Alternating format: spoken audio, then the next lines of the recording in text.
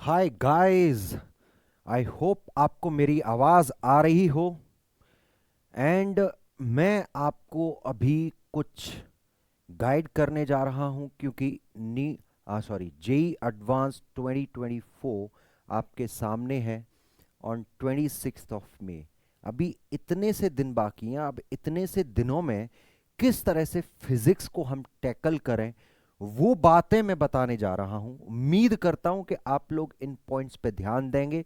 Long video है नहीं, short video है। 1.5 की स्पीड में देख लो क्योंकि इतना ज्यादा टाइम खराब इस वीडियो पे भी मत करो। समझ रहे हो ना मेरी बात? लेकिन देखना बहुत जरूरी है। ज्यादा मैं टाइम आपका लूंगा नहीं। और जेई एडवांस 2024 ये गाइडेंस मैं इसलिए दे रहा हूं क्योंकि मैंने भी जेई एडवांस 2020 मैंने भी जेई एडवांस दिया है और मैंने आईआईटी रुड़की से ग्रेजुएशन किया है। ठीक है, तो इसमें सबसे इंपॉर्टेंट बात क्या है? पहले तो आप ना एक मासूम बच्चे की तरह रहो। जो मासूमियत अगर नहीं रहती है ना, ओवर थिंकर, ज्यादा सोचते हो आप फैमिली का, दोस्तों का या फिर कलीग्स का, ये ज्यादा सोच आपकी एग्जाम पे इंपैक्ट डाल देती है, प्रॉब्लम क्रिएट कर देती है। समझे? तो बच्चे की तरह रहो, मासूम बच्चे की तरह। पेपर आया, बस पेपर के क्वेश्चन सॉल्व करने हैं। अब हमको कोई और ज्यादा ओवर थिंक नहीं करनी कि अगर इसमें हुआ सिलेक्शन नहीं हुआ सिलेक्शन। ये बात न तो आपके हाथ में है ना ही किसी और के हाथ में है। ये बात ये है कि अगर उस मोमेंट पे आपका बेस्ट दिमाग, कंसंट्रेशन जितनी ज्यादा लग गई एग्जाम में, उस टाइम पे आपका सिलेक्शन हो जाएगा। पढ़ाई किसने क्या की किसने नहीं की वो मैटर सेकेंडरी हो जाती है। मैं आपको एक और बात बताना चाहता हूं कि जस्ट इमेजिन करो कि आपने उसी टाइप के क्वेश्चंस किए हों पूरी 2 साल या 1 साल। जिस टाइप के क्वेश्चंस आपके जेई एडवांस 2024 में पूछे गए हैं, तो आप ज्यादा लकी साबित होंगे एज कंपेयर टू दोज जिन्होंने ज्यादा मेहनत की है बट उन्होंने उस टाइप के क्वेश्चंस अटेम्प्ट ज्यादा नहीं कर पाए जिस टाइप के जेई 2024 में, आपके जेई एडवांस 2024 में पूछे गए। तो आपका लक भी इसमें मैटर करता है। तो आप घबराएं नहीं, जैसा एग्जाम आता है वैसा एग्जाम आप देंगे, बिल्कुल भी टेंशन नहीं लेंगे। समझे? पहला पॉइंट जो आपको ध्यान रखना है, what ever has happened happened. मतलब जो कुछ भी आपकी आज तक, जब ये वीडियो देख रहे हो आप, जो आपने तैयारी कर ली बस कर ली, नया टॉपिक कोई नहीं उठाएंगे। क्या बोला? जितनी तैयारी आपकी हो गई, जितनी आपने, मान लो आपको लगा कि मैंने मान लो एक टॉपिक नहीं कर पाया, वेव ऑप्टिक्स नहीं कर पाया, रे ऑप्टिक्स नहीं कर पाया, मान लो कोई भी टॉपिक अगर आपका रह गया, तो उसको नए सिरे से शुरू करके आप बिल्कुल भी ये कोशिश ना करें कि इसमें मैं मास्टरी हासिल हासिल करके जेई एडवांस 2024 में अच्छे से दे दूंगा। क्योंकि ये जेई मेंस या नीट का एग्जाम नहीं है, जेई एडवांस्ड है, जिसमें जब तक आपने चैप्टर स्टार्टिंग में अच्छे से ना पढ़ के उसको अच्छे से प्रिपेयर ना कर लिया हो, 3 महीने 4 महीने 6 महीने, तब तक आपके इस एग्जाम में आप ये सोचें कि 4 दिन पहले पढ़ के मास्टरी करके मैं इसमें फॉर्मूला बेस्ड क्वेश्चन आए और मैं इसमें कर दूं, तो वो पॉसिबल नहीं है। समझ में आ रही है? तो ये ध्यान रहे कि जो टॉपिक्स आपने पढ़ लिए, जो टॉपिक्स जो टॉपिक्स नहीं पढ़े, जो टॉपिक्स नहीं पढ़े, नहीं पढ़े, नहीं पढ़े, उनको छोड़ दो, उनको छोड़ दो, उनको छोड़ दो। समझ में आ रही है? क्योंकि ये जेई मेंस और नीट का एग्जाम नहीं है जिसमें परसेंटेज आपको बहुत ज्यादा लानी पड़े। इसमें कम परसेंटेज पे भी आपका सिलेक्शन बहुत अच्छे से हो सकता है। समझ में आ रही है? ध्यान रहे। दूसरा पॉइंट जिस पे आपको ध्यान देना है, no new topic should be taken. मैंने बता दिया आपको, कोई भी नया टॉपिक आपको अब पढ़ाई नहीं करनी है। अगर नया टॉपिक पढ़ने की कोशिश की तो आप ये उम्मीद मत करना कि आपका एग्जाम अच्छे से जाएगा। लेकिन हां, एक नया टॉपिक है जिसको अगर आप पढ़ सकें तो पढ़ लेना, unit and dimensions and errors. ठीक है? Errors, vernier caliper, screw gauge. इसका अगर कहीं से 2 घंटे का वीडियो लेक्चर आपको दिख जाए तो इसको उड़ा लेना अगर आपने कभी नहीं पढ़ा हो तो। इसके अलावा no new topic, no new topic, समझ में आ रही है? No new topic should take, कोई भी नया टॉपिक आपको नहीं पढ़ना है, ठीक है। नेक्स्ट पॉइंट है आपका solve questions in slots if there is any problem with the theory of that question go through it. भाई आपको क्वेश्चन सब स्लॉट्स में सॉल्व करने हैं, मतलब अब जो मेनली जितने दिन बाकी हैं उनमें बस आप क्वेश्चन सॉल्व करो। और मान लो कोई क्वेश्चन आप सॉल्व कर रहे हो तो उस क्वेश्चन में आपको अगर मान लो प्रॉब्लम आई तो उसी की थ्योरी आप पढ़ेंगे, उसी की थ्योरी आप पढ़ेंगे, उसी की थ्योरी को आप गो थ्रू करेंगे। आप ये मत सोचना कि सारी थ्योरी को रिवाइज करना है, क्वेश्चन जो कर रहे हो उसी की थ्योरी को आप रिवाइज करोगे, दैट्स इट। और जो मेन प्रायोरिटी रहेगी अब वो क्वेश्चन सॉल्विंग की प्रायोरिटी रहेगी, समझे? Don't try to cover everything in few days, just focus on whatever you have done in detail. जो भी आपने डिटेल में पढ़ चुके हैं अब तक उसी को बस रिपीट एंड रिपीट पढ़ाई करनी है। आपको नया कुछ भी नहीं पढ़ना है और सब कुछ नहीं पढ़ना है। ये एग्जाम नीट का एग्जाम नहीं है या फिर जेईई मेंस का नहीं है जिसमें सब कुछ पढ़ लो तो परसेंटेज ज्यादा चाहिए सिलेक्शन के लिए, समझ में आई? इसमें परसेंटेज सिलेक्शन के लिए कम चाहिए, तो जो पढ़ लिया है उसी को मल्टीपल टाइम्स रिवाइज करें, समझ में आया?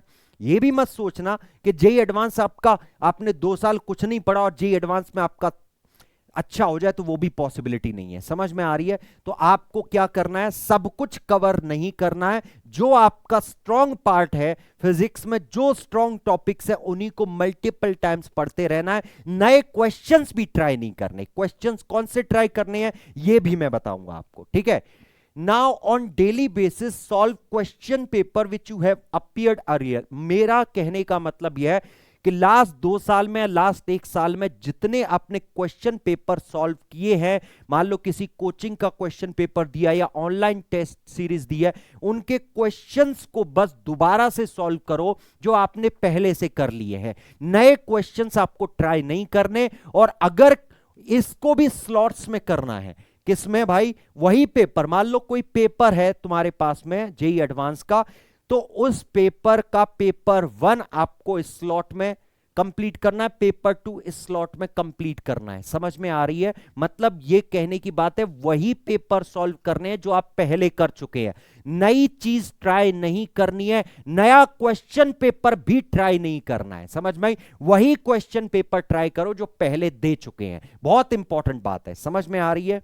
Same question paper, same question paper जो आपने देखा है, क्वेश्चन पेपर जो आप पहले देख चुके हैं, पहले देख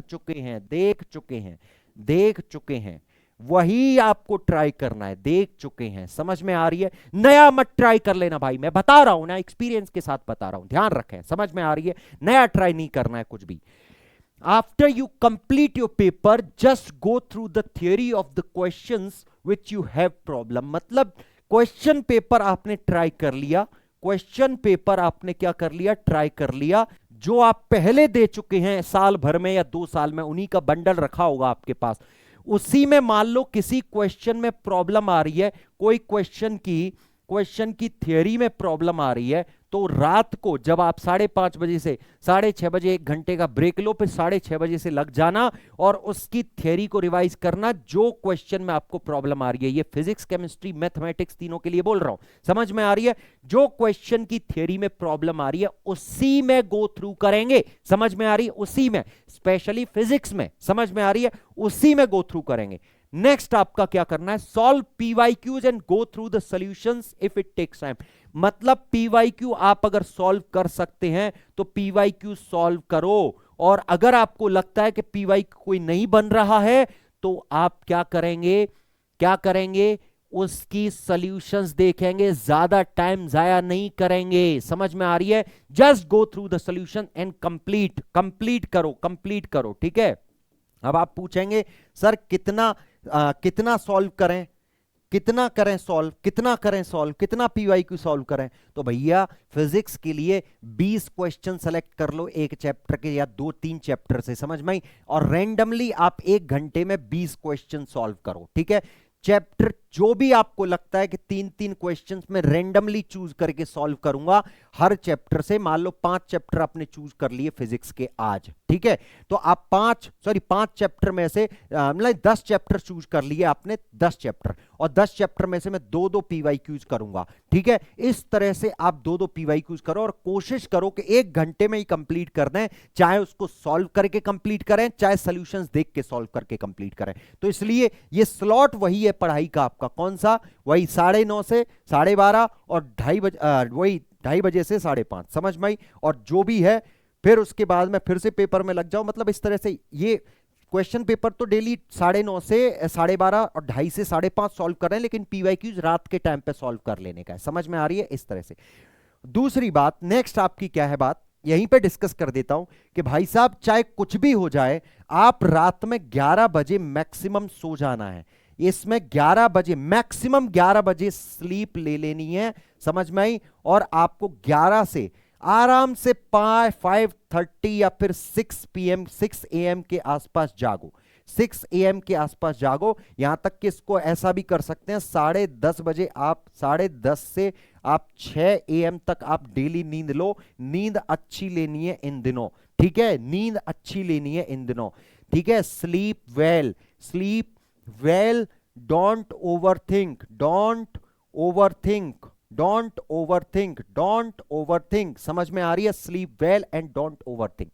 don't be harsh in your study, be calm. मतलब कोई जल्दबाजी नहीं करनी है कि जल्दी से मुझे ये सब कुछ कंप्लीट कर देना है, जल्दी से ये कर देना है। अरे भैया जो छूट रहा है छूट जाने दो। मैं कसम से कह रहा हूं, लास्ट के 5 दिन की पढ़ाई या 8 दिन की पढ़ाई आपको कोई ज्यादा हेल्प नहीं करेगी कहां पे एग्जाम में। बस वो कामली एकदम पढ़ाई करनी है। जो भी रिवीजन में बता रहा हूं, क्वेश्चंस पेपर वो सॉल्व कर रहे हैं जो पहले से सॉल्व कर चुके हैं, पीवाईक्यूज आपको सॉल्व करने हैं बस, और उसके अलावा कुछ नहीं करना है। और वो करना क्या है? वो करना क्या? कामली। अगर आपको लगता है ये कंप्लीट नहीं हो पाया तो छोड़ दो, कोई दिक्कत नहीं है, कंप्लीट नहीं हो पाया, लेकिन अपने आप को प्रेशराइज नहीं करना है, क्योंकि लास्ट दिनों की पढ़ाई इतनी ज्यादा आपको हेल्प नहीं कर देगी कि भैया जेईई एडवांस क्वालिफाई करा दिया। समझ में आई? नीट का एग्जाम नहीं है जो कि एकदम फुद्दू एग्जाम होता है। समझ में आया? ध्यान से सुने। तो बिल्कुल एकदम काम डाउन, काम डाउन। समझ में आ रही है? अरे क्या लिख दिया मैंने ये? Calm down, calm down, calm down. ज्यादा टेंशन नहीं लेना है, ज्यादा टेंशन नहीं लेना है, टेंशन नहीं लेना है, नहीं लेना है। समझ में आ रही है? एकदम मजे से काम करने का है भाई, एकदम मजे से काम करने का है। समझ में आया? Next, on 24th and 25th of May, just revise the theory plus questions from your handwritten class notes. अब जेईई एडवांस की तैयारी कर रहे हो तो इतने बुद्धू तो हो नहीं सकते हो आप लोग कि आपने हैंड रिटन नोट्स नहीं बनाए हो या किसी दूसरे के नोट से पढ़ रहे हो। ऐसा नहीं होता भाई। जेईई एडवांस के लिए खुद के नोट्स होना जरूरी है। जो भी आपके नोट्स थे, नोट्स होते हैं तो नोट्स में थियरी होती है, फिर क्वेश्चंस होते हैं, थियरी होती है, क्वेश्चंस होते हैं। 24th और 25th को only go through the handwritten class notes. किसके साथ में? थियरी प्लस क्लास नोट्स के जो क्वेश्चन जो टीचर कराते हैं, बस उन्हीं में जाना है और उसी को बस रिवाइज करना है 24th और 25th को, और कुछ भी नहीं। समझ में? और कुछ भी नहीं।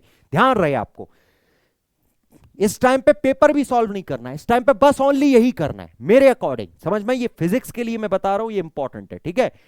और यहां भी थियरी और क्वेश्चंस और वही टॉपिक्स करने जो आपको अच्छे से आते हैं। वो नए टॉपिक शुरू नहीं कर देने जो आपको आते ही नहीं है बिल्कुल भी। समझ में आ रही है? ध्यान रहे आप। Next, leave studies after 7 PM on 25th of May। मैं तो 7 PM कह रहा हूं, और बल्कि मैं तो यहां कहूंगा कि 5 PM को आप क्या कर दो भाई, स्टडीज को 25th of May को लीव कर दो। आपको बिल्कुल भी शाम को 5 या 6 बजे के बाद आपको किताब हाथ में नहीं लेनी है। बस ये कैसे भी सोचना है कि मेरे को बस नींद आ जाए अच्छी सी। समझ में आ रही है? बस सोने की तैयारी करनी है अच्छे से। स्लीपिंग पिल्स मत ले लेना, समझ में? सोने के लिए बस आपको नींद लेनी है, ना कि स्लीपिंग पिल से। अच्छे से सोने का, मासूमियत से। समझ में आया?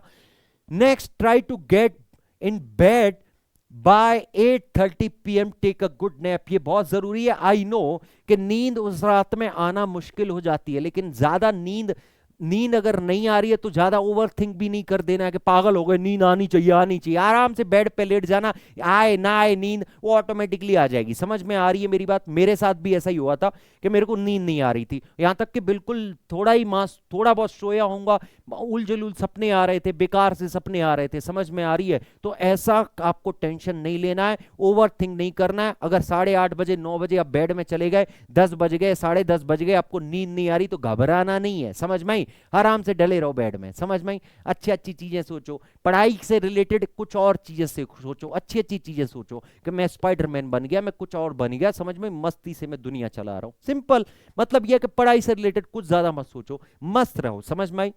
And 11th, and wake up early at 5:30 to be innocent. I mean भाई इनोसेंट मतलब कहने की बात यह है भाई कि आपको एकदम मासूम बच्चे की तरह रहना है। नॉर्मल एग्जाम देने जाना है, आपको बिल्कुल घबराहट नहीं करनी है, बिल्कुल टेंशन नहीं लेना है, बेचैनी नहीं होनी चाहिए, बिल्कुल भी मासूमियत के साथ में आप 5:30-6 बजे उठो। जैसा आपका सेंटर पहुंचने का तरीका हो, सेंटर पे बहुत जल्दी पहुंच जाना, गड़बड़ ना हो जाए। समझ में आई? मैं तो कहूंगा कि भैया 7 बजे आप सेंटर पे पहुंच जाना, 6:30 बजे सेंटर पे पहुंच जाना, ठीक है। और अच्छा सा ब्रेकफास्ट कर लेना जरूरी है, ब्रेकफास्ट करना बहुत जरूरी है, क्योंकि आपके पेपर में एनर्जी चाहिए होती है। जब भूखे रहते हैं तो हमारे जो सेंसेस हैं वो काम करना बंद कर देते हैं, तो इस बात का पूरा ख्याल रखना। कई लोग कहते हैं सर मुझे लूज मोशन हो जाते हैं, सर मुझे उल्टी हो जाती है, मैं कैसे ये खाना खाऊं, तो ये खाना खा के नहीं जाऊंगा, मैं भूखा जाऊंगा। तो पेरेंट्स से भी मेरी गुजारिश है कि अपने बच्चे को बिल्कुल भी भूखा ले जाने की जरूरत नहीं है, और आप भी भूखे मत जाना, ये दिमाग में बिठा के रख लो। समझ में आ रही है? और जो 2 बजे जब एग्जाम 12:30 बजे खत्म होता है तो आराम से पेपर का कोई डिस्कशन नहीं करना किसी के साथ। क्या कह रहा हूं? पेपर का किसी के साथ के पेपर 1 कैसा गया ये कोई डिस्कशन नहीं करना है आपको किसी के साथ। सिंपल आपको क्या करना है, खाना खाना है। पेरेंट्स से भी मेरी गुजारिश है कि पेपर 1 कैसा गया बिल्कुल भी बच्चे को मत पूछना, आफ्टर पेपर 2 बस पूछना कि कैसा गया। किसी भी इंटरनेट पे नहीं जाना कि पेपर कैसा आया है कैसा नहीं आया, बिल्कुल भी कुछ सर्च नहीं करोगे, फोन को दूर रखोगे। इस चीज का पूरी तरह से ख्याल रखना है। पेपर 1 से भी पहले किसी दोस्त से नहीं मिलोगे, किसी दोस्त की फैमिली से नहीं मिलोगे, नहीं तो डिस्ट्रैक्शन हो जाता है पेपर के टाइम पे। ये जो डिस्ट्रैक्शन है वो दिमाग में चलता रहता है। तो समझ में आ रही है आपको मैं क्या कह रहा हूं? जितना भी आइसोलेट हो सके मास्क लगा के जाइए, जिससे कि कोई आपको पहचान भी नहीं पाए। समझ इस तरह से रहना है, ठीक है। वेकअप अर्ली ये हो गया आपका। दूसरी बात, थैंक यू है, लेकिन दूसरी बात मैं आपको ये बताना चाहता हूं कि कई कई सेंटर्स पे ऐसा भी आपको मिलेगा कि जहां पे आपके पार्टिसिपेंट्स थोड़ा डिस्टरबेंस पैदा करने की कोशिश करते हैं, क्योंकि आपको ये पता है कि कुछ ऐसे सीरियस स्टूडेंट्स का आना बहुत जरूरी नहीं होता, कुछ एकदम वाहियात स्टूडेंट्स भी मिल जाते हैं जो कि डिस्टरबेंस पैदा करते हैं। तो उनको क्लासरूम में मतलब एग्जाम हॉल में आपको टेंशन नहीं लेना, अपने एग्जाम में लगे रहना है मासूम बच्चे की तरह। समझ में आई? तो इन चीजों का ख्याल रखते हुए मैं आपसे विदा लेता हूं और ये कहना चाहता हूं all the best for your examination. Hyper मत होइए, जो होना था वो हो गया। समझ में आई? जो होना था वो हो गया। आपको सच बोलूं तो मैंने जो एग्जाम से पहले 2 दिन पहले से पढ़ाई भी नहीं की थी। समझ में आ रही है? तो भैया भाई साहब जो होना था वो हो गया, इन्हीं चीजों पे फोकस करना। अगर लगता है कि ये चीजें भी थोड़ी थोड़ी कम कंप्लीट हो पा रही हैं, टारगेट तुमने बड़ा सेट कर दिया और कंप्लीट नहीं हो पा रही है, तो भी घबराना नहीं है। आया समझ? So guys all the best for your examination, और फिजिक्स में अच्छे मार्क्स लेके आना, एटीपीएंस, एंड हमको प्राउड फील कराना। Thank you guys, see you after your exam JEE Advanced 2024. Thank you.